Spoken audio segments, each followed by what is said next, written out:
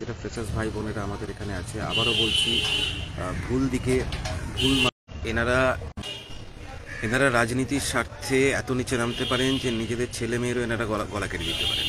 এরকম পরিস্থিতি, যেটা আগে কালকে একটা উদাহরণ দিয়েছিলাম, যে যাদেরকে কেস করিয়ে এনারাই চাকরি পাইয়ে দিয়েছিলেন, যাদের জন্য লড়ে এনারাই চাকরি পেয়ে তাদের কাছ থেকে ফিজ নিয়ে তাদেরকে চাকরি পাইয়ে দিয়েছিলেন, মানে তাদের তাদের বঞ্চনার অবসান ঘটিয়েছিলেন যারা, তারাই পরবর্তীকালে তাদেরকে ফ্রড বলেছেন এবং বলেছেন এরা ট্যান্টেড ক্যান্ডিডেটস। সুপ্রিম কোর্টে, হাইকোর্টে 2016 যারা যোগ্য শিক্ষক শিক্ষিকা তাদেরকে আনটেন্টেড বলা হয়েছিল। হাইকোর্টে যে টার্মটা ছিল সেটা আনটেন্টেড বলা হয়েছিল। পরবর্তীকালে সুপ্রিম কোর্টের রিভিউ পিটিশনেও, যে রিভিউ পিটিশন আমরা করেছিলাম, সেখানেও সুপ্রিম কোর্ট আমাদেরকে আনটেন্টেড বলেছে। গতকাল না পরশু আমি দেখলাম যে শুভজিৎ যেখানে বসেছিল দূরদর্শনে, সেখানে এক ভদ্রলোক, মানে কোট আনকোট ভদ্রলোক, যিনি আবার বড়সড় নিজেকে লয়ার মনে করেন, তিনি বলছেন যে কোথাও নাকি সুপ্রিম কোর্ট বলেন যে 2016 যারা টেন্টেড বাদে যারা বাকি ছিল তাদেরকে আনটেন্টেড বলা হয়েছে। হয় ওনারা পড়েন না, পড়াশোনা করেন না, আমরা জানি যে ওনারা পড়াশোনা করেন না, কারণ ওনাদের সিঙ্গুলার প্লুরাল নাউন অ্যাডজেক্টিভ সম্বন্ধে কোনো আইডিয়া নেই। তার জন্য আমাদেরকে সুপ্রিম কোর্ট থেকে লয়ার নিয়ে এসে ওনাদেরকে নাউন অ্যাডজেক্টিভ সিঙ্গুলার প্লুরাল বোঝাতে হয়। একাডেমিক এবং একাডেমিক্সের ফারাক এরা বোঝেন না, এরা পার্সেন্টেজের অঙ্ক জানেন না। তো স্বাভাবিক না জানাটাই স্বাভাবিক, কারণ হয়তো এই দিকে কিছু হয়নি বলেই ওই দিকে গেছেন, এবং গেছেন তারপরে হয়তো কাউরি চামচেগিরি করে একটা জায়গায় গিয়ে দাঁড়িয়েছেন ওখানে। তো এখন ব্যাপার হচ্ছে এরা পড়াশোনা খুব একটা জানেন না, এবং আমি আমি মানে কখনো একটা বসবো, যেখানে সুযোগ পাবো কখনো কোনো টিভি চ্যানেলে বসে আমি পুরো মুখোশটা খুলে দেবো, যেটা জিত কিছুটা করেছে পরশুদিন। তো মানে রাজনীতির স্বার্থে কত নিচে নামা যায় সেটা এদেরকে দেখে আমরা শিখছি। এবং ওই যে বললাম, যাদেরকে নিয়ে লড়াইটা করলেন ওনারা, তাদের যখন একটা সুযোগ হলো, তাদের জন্য যখন সুপার নিউমারি পোস্ট তৈরি করা হলো, সুপার নিউমারি পোস্টে তাদের চাকরিটা হয়ে যেত, জীবন জীবিকাটা হয়ে যেত, সেই সময় এনারা কেস করে সেটাকেও বন্ধ করে দিয়েছেন, এবং সেই ছেলে মেয়েগুলো আজ অব্দি চাকরি পায়নি, অথচ তারা তাদের ক্লায়েন্ট ছিল। তারা তাদের কাছে গেছিল যাতে তাদের বঞ্চনার অবসান হয় এবং তারা চাকরিটা পায়। তো যখন তারা চাকরিটা পাওয়ার মতো সুযোগ আসলো, এরাই ওদের চাকরিটা যাতে না হয় তার ব্যবস্থা করে দিলেন। রিসেন্টলি ট্রেলার হয়তো আপনারা দেখে ফেলেছেন, যে যখন আমরা ভ্যাকেন্সি ইনক্রিজের কথা বলছি, ফ্রেশার্সরাও ভ্যাকেন্সি ইনক্রিজের কথা বলছে, আমরাও বলছি, সার্ভিসরা সেম দাবি যে না, ভ্যাকেন্সি ইনক্রিজ করা হোক, দীর্ঘদিন রিক্রুটমেন্টেই ভ্যাকেন্সি ইনক্রিজ করে একটা হিউজ সংখ্যক চাকরি যেন হয় পশ্চিমবঙ্গে। যখন আমরা এই দাবিটা করছি, যখন শিক্ষামন্ত্রী নিজে বলছেন যে ভ্যাকেন্সি বাড়ানোর একটা চিন্তাভাবনা চলছে বা কথা হয়েছে, একটা ইঙ্গিত দিচ্ছেন, সেই সময় এনারা যারা আপনাদেরকে নিয়ে রাস্তায় নামাচ্ছিল, যারা আপনাদের নাকি মাসিহা, তারা আবার বলছে যে ভ্যাকেন্সি ইনক্রিজটা হচ্ছে ইলিগাল। মানে আমি জাস্ট আপনাদের চোখটা, মানে যারা ফ্রেশার্স ভাই বোন আছেন তাদের চোখটা খুলে দিতে চাইছি। দেখুন, প্রথমত হচ্ছে 2016 সালের প্যানেলটা যদি ক্যান্সেল না হতো, আপনারা তো পরীক্ষাতেই বুঝতে পারতেন না। আজ 10 বছর হয়ে গেল, কী করেছে এই 10 বছর তারা ছিল কোথায়, তারা আপনাদের জন্য কি করেছে, কটা আন্দোলন করেছে, এবং রিক্রুটমেন্ট যাতে হয় তার জন্য কতটা আপনাদের সাপোর্ট করেছে? করেনি তো, কোনোদিন করেনি। আজকে যখন 2016 প্যানেল ক্যান্সেল হয়েছে, যখন আপনারা সুযোগ পেয়েছেন এবং একটা প্রসেস সেটা হবে, মানে একটা টাইম বাউন্ড করা আছে যে এর মধ্যে কমপ্লিট করতে হবে, সেই সময় এরা ভুইফোড়ের মতো এসে আপনাদের কাছ থেকে কিন্তু টাকা পয়সা, মানে একদম যেটা করে এসছেন ওনারা বরাবরই, মানে আমি তো এটাও জানি যে এরা হচ্ছেন সেই ধরনের মানুষজন যারা ভাড়াটিয়া এবং মালিকের যদি কোনো সমস্যা হয় তাহলে একবার ভাড়াটিয়ার হয়েও লড়েন, একবার মালিকের হয়েও লড়েন, এরকম ইনস্ট্যান্সও আছে। তো এরা সাপের মুখেও চুমু খায়, এরা ব্যাঙের মুখেও চুমু খায়। অর্থাৎ আপনারা যাদের আপনাদের জন্য যারা এরা মানে দেখাচ্ছে যে বিশাল লড়ছি, তো আপনারা একবার চাকরিটা পেয়ে যান, তারপর দেখবেন এদের আসল রূপ। আপনাকেও শুনতে হবে যে ইউ আর ফ্রড, আপনি টেন্টেড, কারণ আপনি পেয়ে গেছেন। যেই পাবে সেই টেন্টেড, আর যে পাবে না তারা সবাই মানে যোগ্য, মানে এরকম একটা প্রোপাগান্ডা ছাড়ানোর চেষ্টা করা হয়। আর মানে মানে কি বলবো, মানে সবাই ফ্রড। আর আরেকটা প্রোপাগান্ডা, অদ্ভুত প্রোপাগান্ডা বলি কি, ধরুন 10,000 পোস্ট আছে, 10,000 পোস্টে 10,000 জন চাকরি পেল, বসেছিল দেখা গেলো 5 লাখ। 10,000টা পোস্ট, 10,000 জন চাকরি পেল, বসেছিল 5 লাখ। আচ্ছা, 10,000 পোস্টে আমি ধরে নিলাম 10,000ই দুর্নীতি হয়েছে, 10,000ই দুর্নীতি হয়েছে আমি ধরে নিলাম। যদিও সেটা কখনো হয় না, কোনো গভর্নমেন্টের আমলেই সেটা হতে পারে না। সব গভর্নমেন্টের আমলেই কিছু দুর্নীতি থাকে, কিছু নর্মাল সিলেকশন হয়। যারা বলছে আজকে তাদের আমলে দুর্নীতি হয়নি এরকম ব্যাপার না, তাদের আমলেও চিরকুটে চাকরি বাকরি হয়েছে, তাদের আমলেও অনেক দুর্নীতি হয়েছে, ধরা পড়তো না, তখন এত মিডিয়া ছিল না এটসেট্রা, ধরা পড়তো না এবং খুব চালাকির সঙ্গে করতো। আমরা অনেক জানি এরকম কোথায় কত ঢুকে বসে আছে, কিভাবে কি হয়েছে। আমি বলছি না যে পুরোটা দুর্নীতি হয়, কিন্তু হয় সব আমলেই, সব গভর্নমেন্টের আমলেই কিছু দুর্নীতি হয়, ফ্রেশ সিলেকশনও হয়, সব ধরনেরই হয়, মিলিয়ে মিশিয়েই হয়। এবার কিছু ধরা পড়ে, কিছু ধরা পড়ে না। মানে এনারা যে দেখাচ্ছেন ওনারা একদম ধোয়া তুলসী পাতা, সেরকম ব্যাপারটা আদৌ নয়, সেটা আপনারা সবাই জানেন। তো এখন ব্যাপার হচ্ছে যে আমি যেটা বলছিলাম যে 10,000 ধরুন পোস্ট আছে, 10,000 পোস্টে দেখা গেল, আমি ধরে নিলাম যে 10,000ই দুর্নীতি হয়েছে বা 9,000 দুর্নীতি হয়েছে। ওনারা কি বলবেন রাস্তায় নামে যে 10,000 পোস্টের জন্য 5 লাখ মানুষকে বঞ্চিত করা হয়েছে, কিন্তু এটা আপনাদেরকে বোঝাবে না যে 10,000 পোস্টে কখনো 5 লাখ বঞ্চিত হয় না, 10,000 পোস্টে 10,000 বঞ্চিত হয়। অর্থাৎ 10,000 যদি দুর্নীতি করে চাকরি দেওয়া হয়, তাহলে নেক্সট যে 10,000 যারা পেলো না, তারা সেই 10,000 বঞ্চিত হলো। 5 লাখ নয়, 5 লাখ লোক ওই চাকরিটা পেতো না, কিন্তু 5 লাখ লোক কিন্তু ওই চাকরিটা পেতো না। 5 লাখ ভ্যাকেন্সি নেই, আর ভ্যাকেন্সি 10,000-ই আছে।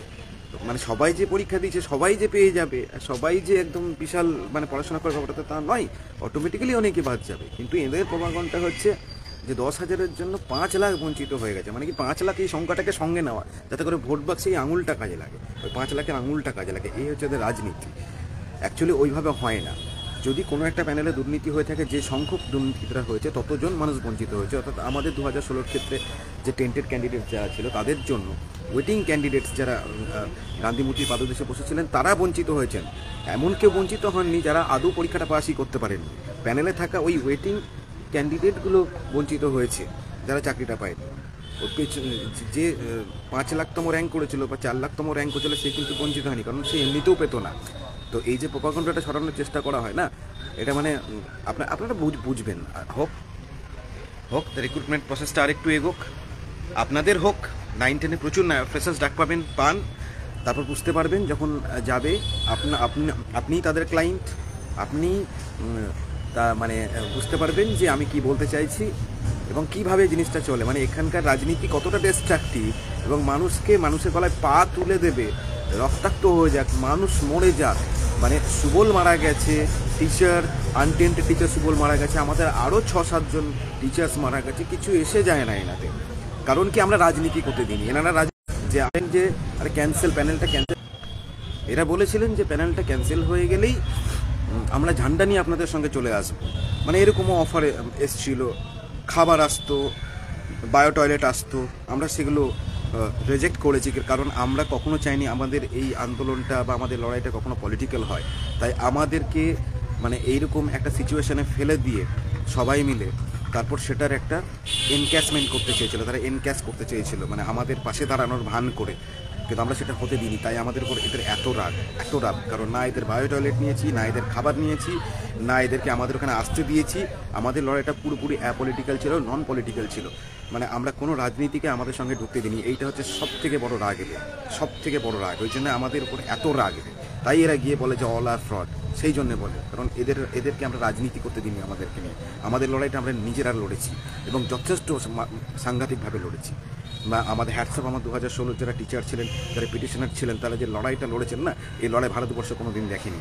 ওইভাবে 6 মাস, 7 মাস, 4 মাস টিচাররা যে এরকম আন্দোলন করতে পারে, টিচাররা যে এইভাবে রাস্তায় বসে তাদের অধিকার বুঝে নিতে পারেন, এই লড়াই কিন্তু কেউ দেখেনি। কোনো বিরোধী পার্টি, কোনো পার্টি কেউ কিন্তু এই লড়াই করতে পারে, কারণ ক্ষমতা নেই এই লড়াই করা। আমরা না খেয়ে করেছি, দিনের পর দিন না খেয়ে, রাস্তায় খেয়ে, পড়ে থেকে, ট্রেনের পাশে শুয়ে, ডাস্টবিনের পাশে শুয়ে লড়াই করে দেখিয়ে দিয়েছি। মানে সত্যি কথা বলতে এই দম এইখানে পশ্চিমবঙ্গের কোনো বিরোধী পার্টিরও সেই দম নেই যে দম যোগ্য শিক্ষক শিক্ষিকা অধিকার মঞ্চে দেখিয়েছিল, এবং সেটা শেখার মতো। যারা বড় ফ্রেশার্স আছেন তারাও জানেন, তারা দেখেছেন আমাদের লড়াইয়ের মতো অনেস্টি ছিল, সততা ছিল, এবং ছিল বলেই আমরা কিন্তু কোনো রকম রাজনৈতিক দলকে আমাদের সঙ্গে ঢুকতে দিই না। আমাদের লড়াইটা আমাদেরই রেখেছিলাম। তাই এদের এত রাগ যে কেন এদেরকে সুযোগ দেওয়া হয়নি, কেন এটাকে বিধানসভার জন্য ব্যবহার করা গেল না, তাই এত রাগ আমাদের উপর। তাই আমাদেরকে ফুটবল মনে করে, কেউ ফ্রড বলে অল আর ফ্রড, কেউ বলে যারা পেয়েছিল নিজের দমে প্রত্যেকেই অযোগ্য। আরে কেউ না কেউ তো পেয়েছে নিজের দমে, একটা ছেলে হলেও তো পেয়েছে। তাই অল আর ফ্রড যদি কেউ বলে, সে কত বড় শয়তান সেটা বুঝতে হবে, সে কত বড় শয়তান। একটা দুটো ছেলে হলেও তো নিজের দমে পেয়েছে রে বাবা। তোরা প্রমাণ করতে পেরেছিস যে এদের মধ্যে কেউ টেন্টেড বা কেউ নিজের যোগ্যতায় চাকরি পায়নি, তারা তো সেকেন্ড টাইম পর্যন্ত, আরে আপনারা তো একটিবার পরীক্ষা পাস করতে পারেননি, আমরা তো দুবার করে পাস করছি, দুবার তিনবার করে পাস করছি, তারপরেও আপনারা ওই একই কথা বলে যাচ্ছেন। মানে সত্যি কথা বলতে যদি সুযোগ হতো না, আপনাদেরকে আরেকবার বার কাউন্সিলের পরীক্ষায় বসাতাম এবং প্রশ্ন আমরা করতাম এবং আমাদের প্রশ্নগুলো আপনাদেরকে করতে দিতাম, দেখতাম নাম্বার কারা বেশি পায়। যদি দম থাকতো তো সেই চ্যালেঞ্জ অ্যাকসেপ্ট করতেন।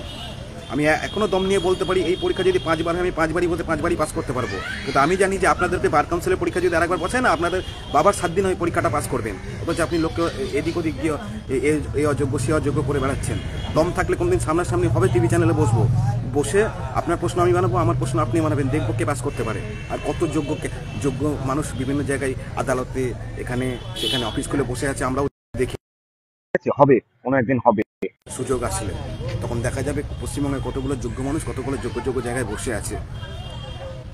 যাই হোক, যেটা বলার ফ্রেশার্স ভাই বোনদেরকে বলার যে এদের পেছনে টাকা খরচা করবেন না, আর এদের মানে ছল চাতুরিতে পড়বেন না, শেষ করে দেবে আপনাদেরকে। ওয়েটিংদেরকে শেষ করে দিয়েছে, আপনাদেরকেও শেষ করে দেবে। ভ্যাকান্সি ইনক্রিজের কথা বলুন প্রত্যেকে, আমরাও বলছি আপনারাও বলুন, ভ্যাকান্সি ইনক্রিজের কথা বলুন সবাই মিলে। এটা হচ্ছে কনস্ট্রাকটিভ রাজনীতি। এতদিন ধরে রিক্রুটমেন্ট হয়নি, প্রচুর ভ্যাকান্সি আছে, গভর্নমেন্টকে বলুন যে ভ্যাকান্সি বাড়াতে হবে, সেটা নিয়ে আন্দোলন করুন। নাকি এক্সপিরিয়েন্সের নাম্বার নিয়ে আন্দোলন হবে, নাকি এক্সপিরিয়েন্সের নাম্বার নিয়ে আপনারা এদের কথা মতো বোর্ডের মতো ইউজ হবে না, আপনাদেরকে বোর্ডের মতো ইউজ করবে, 3 দিন পর লাথি মেরে ছুড়ে ফেলে দেবে যখন আপনাদের কাছ থেকে ওদের পলিটিক্যাল ওদের এজেন্ডাগুলো হয়ে যাবে। এটাই দেখে এসছি আমরা 10 বছর ধরে দেখছি। আপনারা নতুন, তাই আপনাদের সঙ্গে যা ইচ্ছা তাই চলছে। আপনাদেরকে সাবধান করছি, আপনাদেরকে অ্যাওয়্যার করছি যে দিস ইজ দ্য রিয়েলিটি। এটা আপনাদেরকে জানতে হবে। আপনারা জানুন, যত তাড়াতাড়ি জানবেন তত মঙ্গল আপনাদের জন্য। না হলে আপনাদেরই বিপদ হবে, সবার বিপদ হবে, বুঝতে পারছেন না?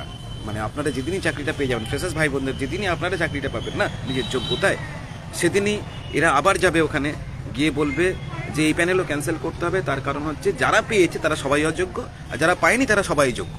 এই প্রভাকাণ্ডা আবার ছড়াবে। আপনারা নতুন দেখবেন, দাঁড়ান দেখবেন, আস্তে আস্তে বুঝতে পেরেছেন তো। রিসেন্টলি ভ্যাকেন্সি ইনক্রিজের কথা যখন আমরা বলেছি, আপনারা বলেছেন, শিক্ষামন্ত্রী বলেছে ভ্যাকেন্সি ইনক্রিজের কথা ইঙ্গিত দিয়েছেন, তখন শুনতে পেয়েছেন তো যে ভ্যাকেন্সি কেন ইনক্রিজ হবে, বলেছে তো যে ভ্যাকেন্সি কেন ইনক্রিজ হবে। ভ্যাকেন্সি ইনক্রিজ করাটা ইলিগাল। কিসের ইলিগাল ভ্যাকেন্সি ইনক্রিজ করা? টেন্টেটিভ ভ্যাকেন্সি বলা আছে, ফিক্সড ভ্যাকেন্সি দেওয়া ছিল নাকি? টেন্টেটিভ ভ্যাকেন্সি বলা আছে, ভ্যাকেন্সি বাড়তে পারে কমতেই পারে, গেজেটে সব উল্লেখ করা আছে। কিসের ইলিগাল? মানে যেটা ওনার ইচ্ছা মতো নয়, ওনাদের ইচ্ছা মতো নয়, সেটাই ইলিগাল। অদ্ভুত ব্যাপার তো। মানে যে পাখি ওনার ইচ্ছা অনুযায়ী উড়বে না, সেই পাখি ইল্লিগাল। বা যেটা ওনাদের ইচ্ছা মতো হবে না, যেটা ওনাদের রাজনৈতিক স্বার্থ চরিতার্থ করবে না, সেটাই ইল্লিগাল। বাহ, দারুণ ব্যাপার, মানে দারুণ ব্যাপার চলছে পশ্চিমবঙ্গে।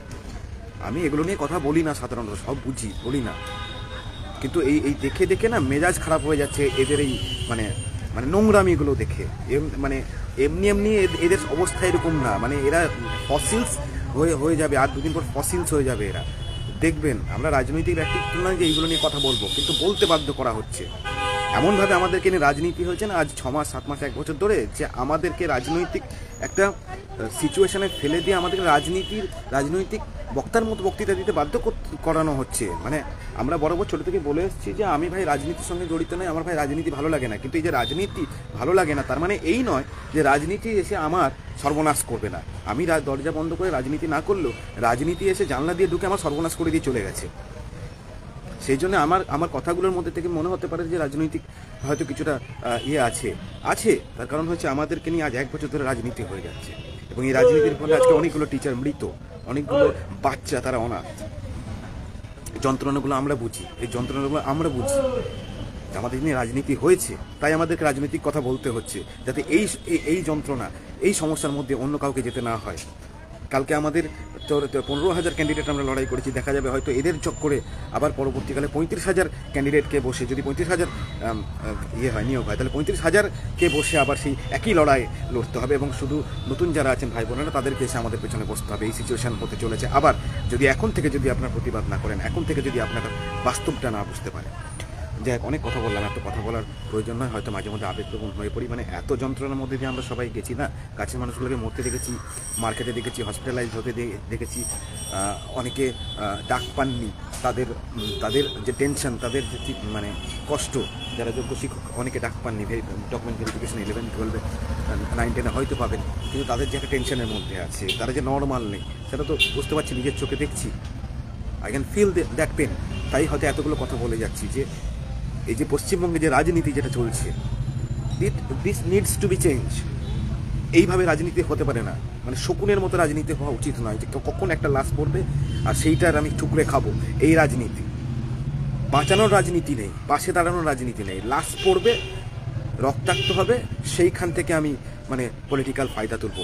This is the tendency of West Bengal's রাজনীতি। মানে সরি টু সে আমি এতগুলো কথা বলে যাচ্ছি, দেখছি তো, দেখেছি।